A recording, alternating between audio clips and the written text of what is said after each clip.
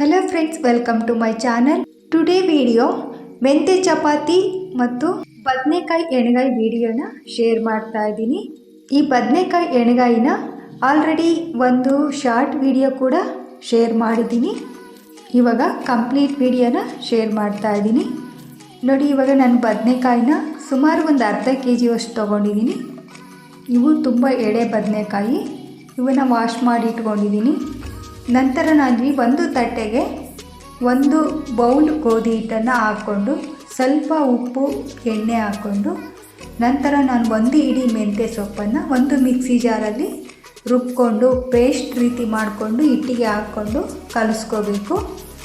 ಚೆನ್ನಾಗಿ ಮಿಕ್ಸ್ ಮಾಡಿದ ನಂತರ ಸ್ವಲ್ಪ ನೀರು ಹಾಕ್ಕೊಂಡು ಚಪಾತಿ ಹಿಟ್ಟಿನ ಅದಕ್ಕೆ ಕಲಿಸ್ಕೋಬೇಕು. ನೋಡಿ, ಇವಾಗ ಚಪಾತಿ ಹಿಟ್ಟಿನ ಅದಕ್ಕೆ ಕಲಸಿ ಆಗಿದೆ. ನಂತರ ಮೇಲ್ಗಡೆ ಸ್ವಲ್ಪ ಎಣ್ಣೆಯನ್ನು ಹಚ್ಚಿ ಮತ್ತೊಂದು ಸಲ ನಾದ್ಕೊಂಡು ಇದನ್ನು ಒಂದು ಲಿಡ್ನ ಕ್ಲೋಸ್ ಮಾಡಿ ಮುಚ್ಚಿಡಬೇಕು. ಈ ಹಿಟ್ಟು ನೆನೆಯುವಷ್ಟರಲ್ಲಿ ನಾವು ಬದನೆಕಾಯಿ ಎಣ್ಗಾಯಿಗೆ ರೆಡಿ ಮಾಡ್ಕೊಳ್ಳೋಣ. ನೋಡಿ, ನಾನಿಲ್ಲಿ 1 ಬೌಲಲ್ಲಿ ನೀರಿಗೆ ಸ್ವಲ್ಪ ಉಪ್ಪು ಮತ್ತು ಅರಿಶಿನ ಕೂಡ ಹಾಕ್ಕೊಂಡು ಈ ಬದನೆಕಾಯಿಗಳನ್ನು ತುಂಬೆಲ್ಲ ತೆಗೆದುಕೊಂಡು ನಂತರ ಕಟ್ ಮಾಡ್ಕೋಬೇಕು.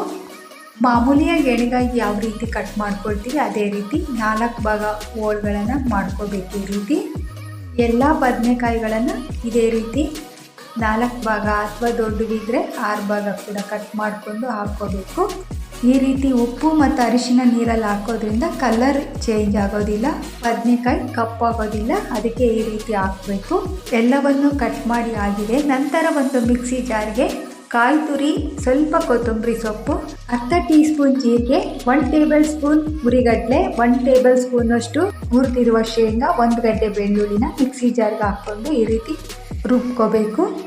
ನಂತರ ಒಂದು ಪಾತ್ರೆಯಲ್ಲಿ 1 ಟೇಬಲ್ ಸ್ಪೂನ್ ಎಣ್ಣೆ, ಸಾಸಿವೆ ಮತ್ತು ಜೀರಿಗೆನ ಹಾಕ್ಕೊಂಡು ಕರಿಬೇವಿನ ಸೊಪ್ಪು, ಈರುಳ್ಳಿ ಹಾಕ್ಕೊಂಡು 1 ಟೊಮೊಟೊ ಕೂಡ ಕಟ್ ಮಾಡ್ಕೊಂಡು ಹಾಕ್ಕೊಂಡು ಇದನ್ನು ಚೆನ್ನಾಗಿ ಫ್ರೈ ಮಾಡ್ಕೋಬೇಕು.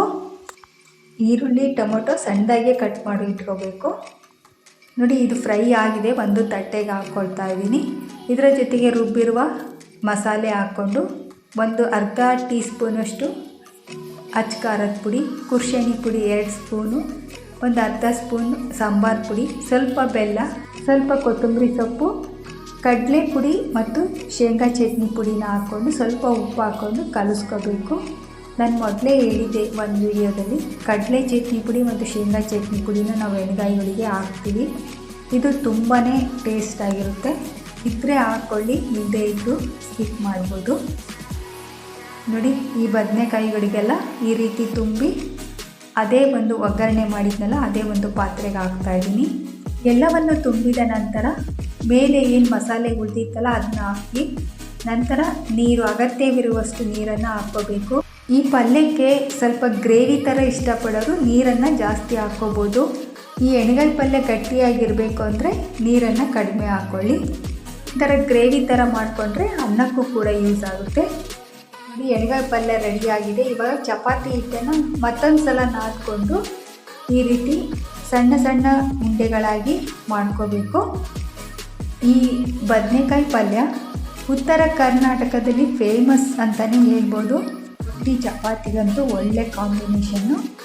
ನೋಡಿ, ಇವಾಗ ಚಪಾತಿಯ ಬಿಲ್ಲೆಗಳ ಉಳ್ಳೆಗಳನ್ನೆಲ್ಲ ಮಾಡಿಕೊಂಡು ನಂತರ ಸ್ವಲ್ಪ ಈ ರೀತಿ ಲಟ್ಟಿಸ್ಕೊಂಡು 2 ಪದರಲ್ಲಿ ಎಣ್ಣೆನ ಹಚ್ಕೊಂಡು ಮತ್ತೊಂದು ಸಲ ಈ ರೀತಿ ಫೋಲ್ಡ್ ಮಾಡಿ ಉದ್ದಬೇಕು. ನೋಡಿ, ಚಪಾತಿ ಕೂಡ ಆಗ್ತಾಯಿದೆ. ಅಂಚನ್ನು ಕೂಡ ನಾನು ಕಾಯ್ಲಿಕ್ಕೆ ಇಟ್ಟಿದ್ದೀನಿ. ಇವಾಗ ಹಾಕ್ತಾಯಿದ್ದೀನಿ. ನಮಗೆ ಮೇಲೆ ಬೇಕಾದರೂ ಕೂಡ ಎಣ್ಣೆನ ಹಾಕ್ಕೊಂಡು ಈ ರೀತಿ ಬೇಯಿಸ್ಕೋಬೋದು. ನೋಡಿ, ತುಂಬ ಸ್ಮೂತಾಗಿ ಬರ್ತಾಯಿದೆ ಚಪಾತಿ. ಈ ರೀತಿ ಫೋಲ್ಡ್ ಮಾಡಿ ಉದ್ದೋದ್ರಿಂದ ಚಪಾತಿ ಪದರಾಗಿ ಬರುತ್ತೆ, ತುಂಬ ಸ್ಮೂತಾಗಿ ಕೂಡ ಇರುತ್ತೆ. ಮಕ್ಕಳು ಮೆಂತ್ಯ ಸೊಪ್ಪನ್ನು ಕಟ್ ಮಾಡಿ ಹಾಕಿದರೆ ಕೆಲವು ಮಕ್ಕಳು ಇಷ್ಟಪಡೋದಿಲ್ಲ. ಅಂಥವ್ರು ಈ ರೀತಿ ರುಬ್ಬಿ ಹಾಕಿ ಮಾಡ್ಬೋದು. ಈ ರೀತಿ ಮಾಡೋದ್ರಿಂದ ಕಹಿನೂ ಬರಲ್ಲ, ಗೊತ್ತೇ ಆಗಲ್ಲ ನಾವು ಮೆಂತ್ಯ ಸೊಪ್ಪು ರುಬ್ಬಿ ಹಾಕಿದ್ದೀವಿ ಅಂತಲೇ ಗೊತ್ತಾಗೋದಿಲ್ಲ. ಚಪಾತಿ ಕೂಡ ರೆಡಿಯಾಗಿದೆ. ಇವಾಗ ಚಪಾತಿ ಮತ್ತು ಎಣ್ಗಾಯಿ ಪಲ್ಯ, ಇದರ ಜೊತೆಗೆ ಕಾಂಬಿನೇಷನ್ ಆಗಿ ನಾನು ನುಗ್ಗೆ ಸೊಪ್ಪಿನ ಚಟ್ನಿಯನ್ನು ಮಾಡ್ಕೊಂಡಿದ್ದೀನಿ. ಈ ವಿಡಿಯೋ ಆಲ್ರೆಡಿ ಶೇರ್ ಆಗಿದೆ, ಚೆಕ್ ಮಾಡ್ಕೊಳ್ಳಿ. Thank you.